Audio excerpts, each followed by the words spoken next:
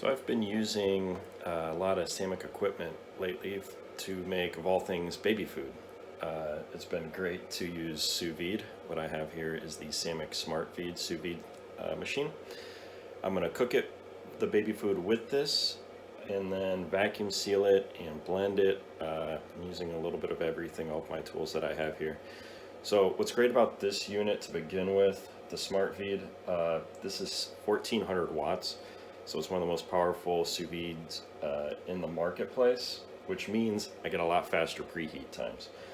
Right now I'm preheating to 180. I just want hot is what I'm trying to go for. I'm going to try to be breaking down some carrots, vegetables, some fruits as well. So just a hot temperature is going to be good, and that extra power is going to help me get there, get the fastest cook times with it. We have reached the preheat temperature. Got it at 180. Now we're going to drop in some more of our food. I got frozen sweet potatoes. I've already vacuum sealed. And then some frozen fruits, mixed fruits, strawberries, bananas, some mango. I'm going to drop that into the tank as well. And a second bag of these. Also going to be doing some carrots and spinach, but I'll show you how to vacuum seal those, and then we'll drop that into the bath as well.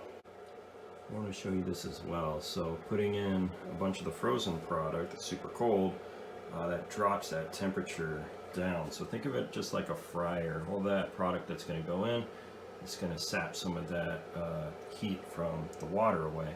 So this is why having that 1400 watt element, the most powerful element out there for sous vide, is really helpful. It's going to bring this back up to temperatures quickly as possible. So you can imagine this if this was a 14-gallon tank, which this particular model can do, and you had that filled up, it would drop temperature quite a bit. It's already kind of making its way back up. Okay, now we're going to vacuum seal these carrots up. We're going to add these as well to the tank. I just want to kind of show you a quick tip or two when it comes to vacuum sealing in sous vide. So when you have your bag, if you haven't done this before, it's always a good idea to roll this top. You can kind of see it. I rolled over the top of the bag onto itself.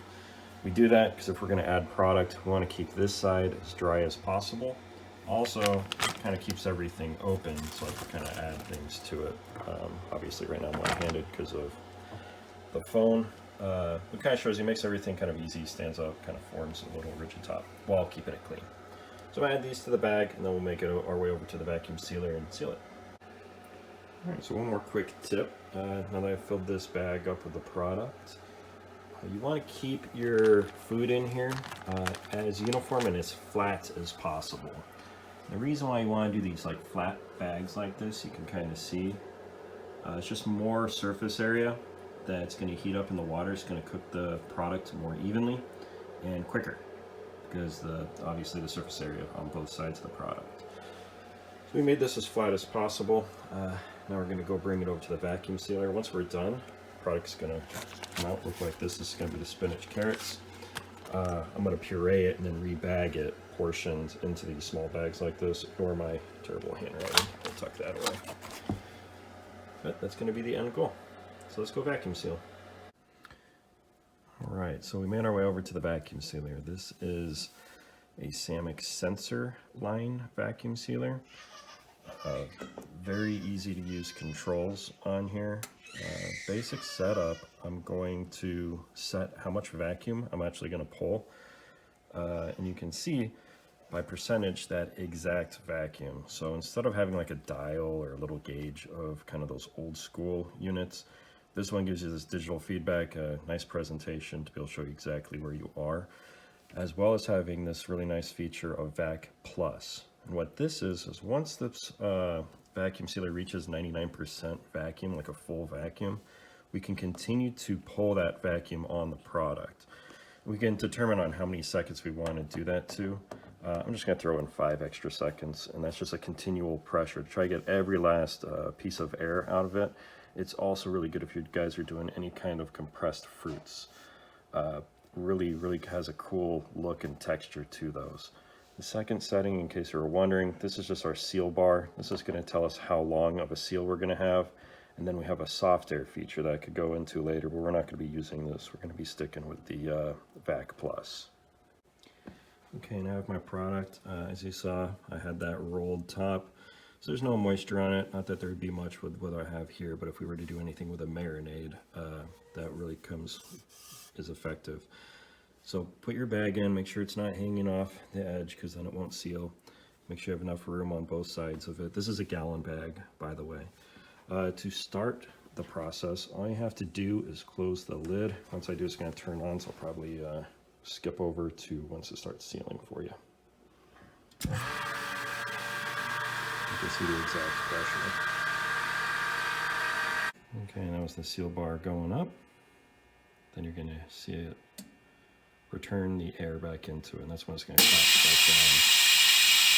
Spinach is really cool in this. You can see it's like that compressed fruit effect.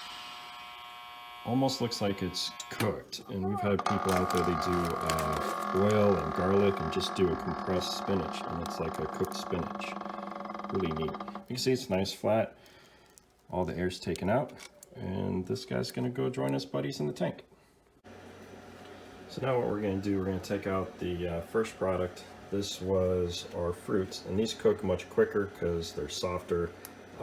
All that cooks up much quicker than the more dense products like carrots and the squash that we have over here. So this will be the first one up. What we're going to do is cut open the bag, put it into our bowl, and then blend it up with our Sammic Immersion Blender. This is the XM12. It's really just a prototype right now. We'll probably be releasing this around June, but I'm pretty blessed and I get to play with the latest Sammic toys. So here we're going to cut this open, and then we'll move on to the next step.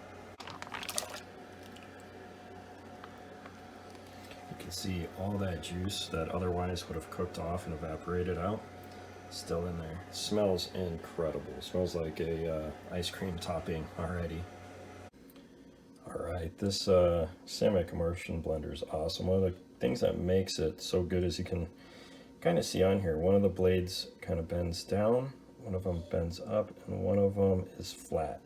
What that's doing with these, this wide blade is giving you more area between the bottom blade and the top blade and everything in between to be able to blend things up. So it blends quicker and faster. So it's a very powerful multiple speed unit.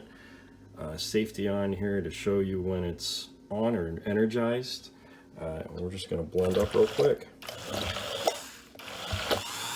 You can see how quick this is going to go down.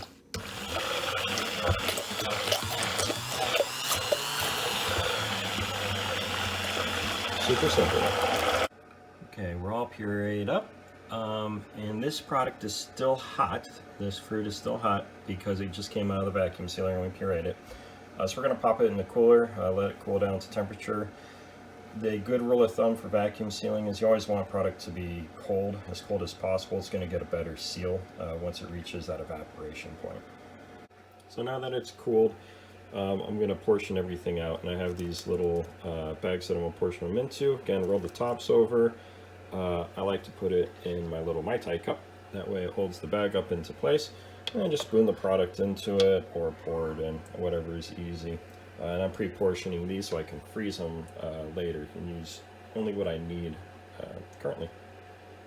Okay, so as we bring this to the vacuum sealing, as we seal this, as the pressure goes on this, the evaporation point lowers.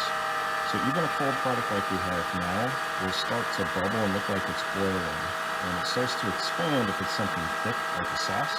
As you can see, it's expanding, and stops. So that's why we don't want to go much past 1/3, is we don't want that to expand past the seal bar and kind of ruin our seal. And as you can see, we got right up to the seal bar, but didn't go past it, so I was pretty lucky. 1/3 rule still remains. If you notice here, it's pretty neat. Sammic has a dual element seal bar. So even if that first seal, let's say, got a little moisture in it, didn't get a complete seal, you have a backup redundant safety seal on top of that. So pretty cool feature. All right, now that our product's all cooked and done, I'm just gonna open up all the bags, pour them out, blend them up, and vacuum seal and portion.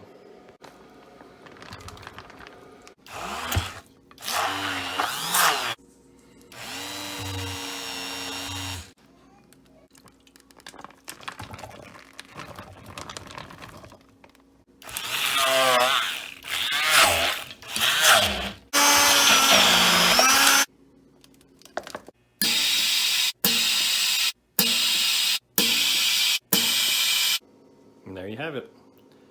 All my pre-portions ready for babies to eat. All right, thank you guys for checking this out.